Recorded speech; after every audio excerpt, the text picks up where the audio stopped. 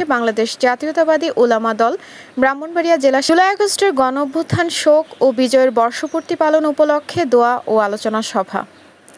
Brahmanbaria staff reporter, Kasba টিভির desk report. শিরোনাম নিয়ে সাথে আছেন আকলিমা রশিদ আলী।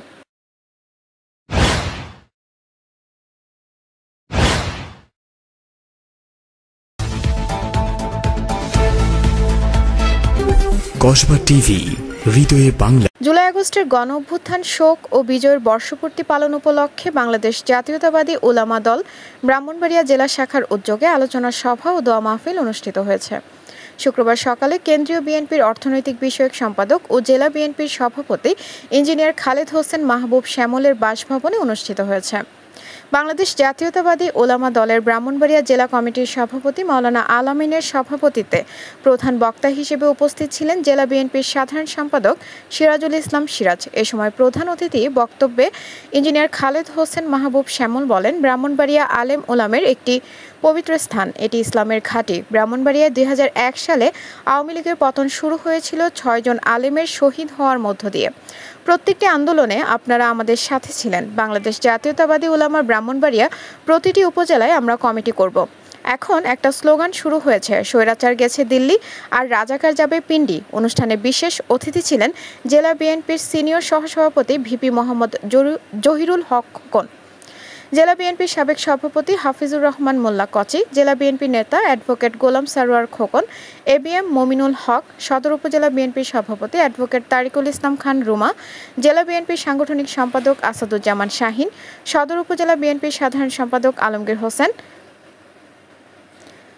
আমি পারব সাংগঠনিক সম্পাদক সালাউদ্দিন আহমেদ সহ অন্যান্য নেতৃবৃন্দ।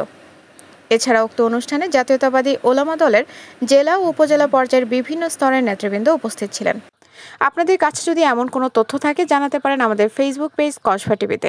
কসবা টিভি, সময়ের সাথে মানুষের পাশে। কসবা টিভি আপনাদের সাথে ছিল। আপনারা অপেক্ষায় থাকুন পরবর্তী আপডেটের জন্য।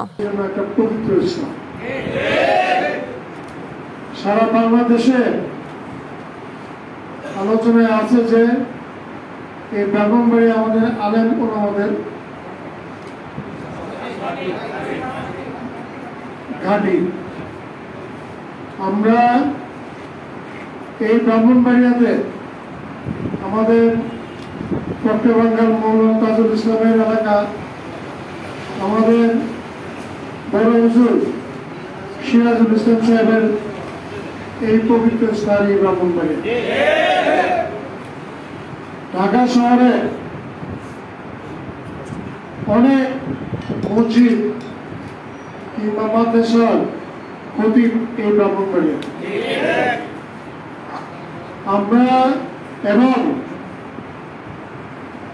এই আপনার খেয়াল আছে যে ২০০১-এর ৬ই ফেব্রুয়ারি এই আওয়ামী লীগ সরকারের পতন কিন্তু শুরু হয়েছিল এই আমাদের ৬ জন আলেমদের শহীদদের মাধ্যমে।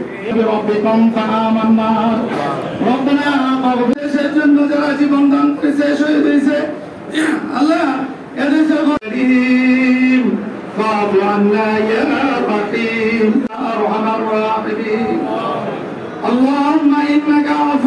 কসবা টিভির সংবাদের সাথে থাকার জন্য ধন্যবাদ জানাচ্ছি। পরবর্তী সংবাদ পেতে আমাদের চ্যানেলটি সাবস্ক্রাইব করে রাখুন।